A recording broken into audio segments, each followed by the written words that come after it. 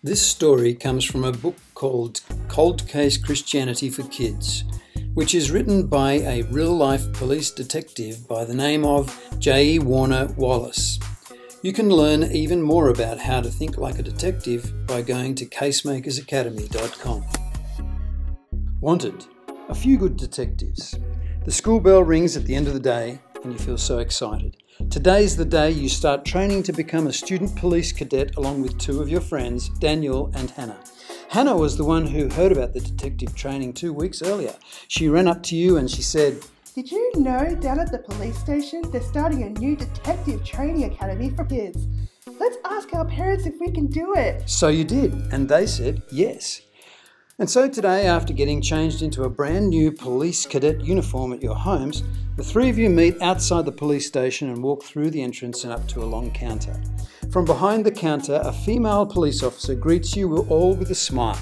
"Hello, I think I know exactly why you're here. I'll call Detective Jeffries for you."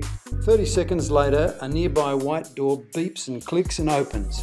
A tall, strong-looking man comes out and walks to your group. He says, "3 new cadets. Hi, I'm Detective Jeffries."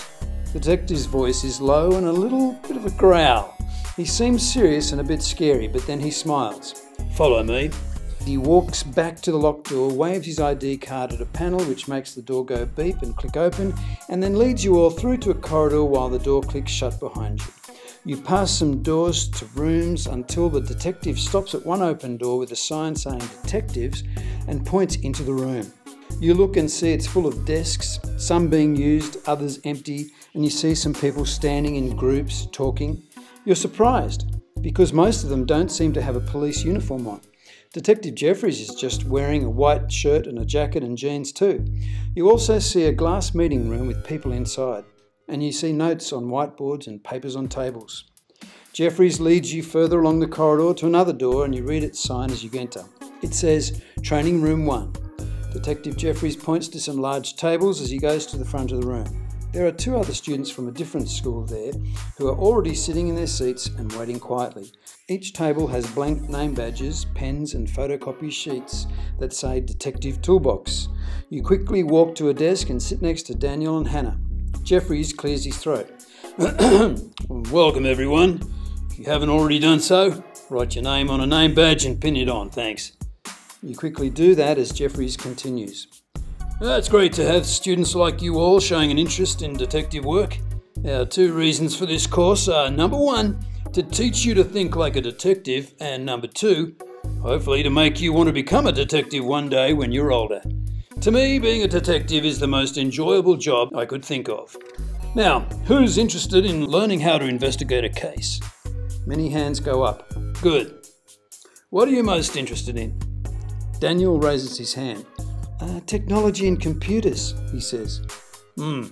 Sounds like you watch detective movies, eh? Well, we do sometimes use technology, but I'll tell you a secret about how we solve most crimes. Everyone leans forward for the answer. Detective Jeffries lifts his pointer finger and taps the side of his head. "Your brain?" asks Daniel.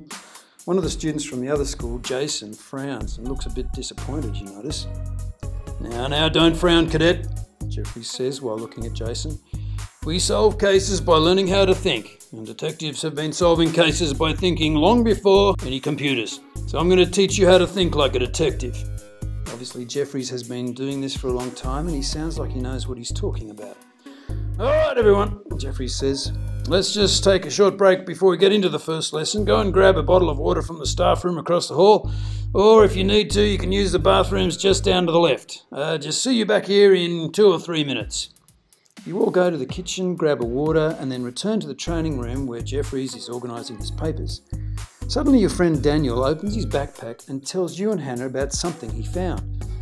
"I meant to tell you about this before. After class this afternoon, I went into that old shed at the school. The shed door is usually locked, but today it was open. I looked in and saw a few rusty tools and things, but there was something else. This skateboard. The janitor was in there and he told me I could take it if I wanted, so I put it in my backpack. It looks a little old, but still, why would anyone leave a skateboard in a tool shed?" It's a mystery, exclaims Hannah. Daniel says, I bet it belongs to Zoe, from our art class. She's the only one around here who rides a skateboard. Detective Jeffries is standing with his arms crossed, waiting for everyone to take their seats after the short break, and he looks right at Daniel. "Hold that thought, young man," he says. "Sounds like a cold case." You decide to speak up. Yeah, but Daniel already solved it. "Maybe, cadet," says Jeffries, looking at Daniel with a smile on his face. "Maybe.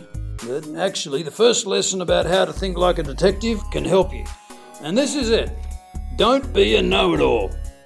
You and all the students look at one another. What is a know-it-all? Now you need to be ready to write in your detective toolbox sheet as we go through the lesson, okay? All right, do you know what it means to jump to a conclusion? Asks the detective. Everyone shakes their head. Jeffries asks the question a different way. Okay, do you know what it means to assume something? You put your hand up. It's when you think you know something before you prove it. Exactly. To assume, and you need to write the meaning of this in your toolbox sheet. Next to the word assume, write this. To think something is true without any evidence. If we're going to solve mysteries, we have to look at the evidence and not just assume we know the answer before we look at all the evidence. I mean, can you imagine what would happen if I arrested one of you for a crime without first investigating the evidence properly? Well, you might arrest the wrong guy, says Daniel. Well, there you go again, Cadet Daniel. Don't be a know-it-all. Daniel looks offended. Why? Did I say something wrong?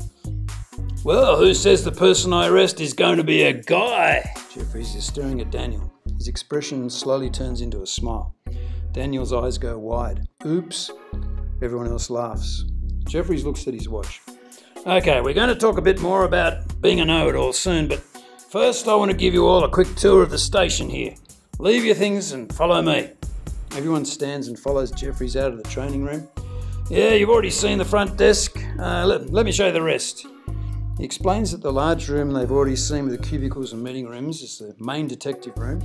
He takes them all over the station, showing them all the other main areas. Interview rooms, where people could be asked questions. Observation rooms, where detectives can watch the interview happening from behind a mirror.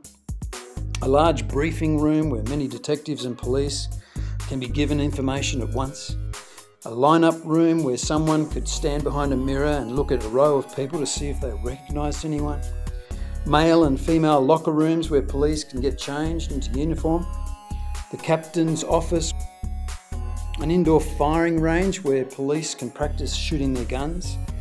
A room where evidence from current and past cases is stored. Out of the back of the building where police cars are parked when they're not being used. And of course, some holding cells for people who are arrested. At the end of the tour, Jeffries ushers them back into the training room and goes to the front again. All right, let's get started.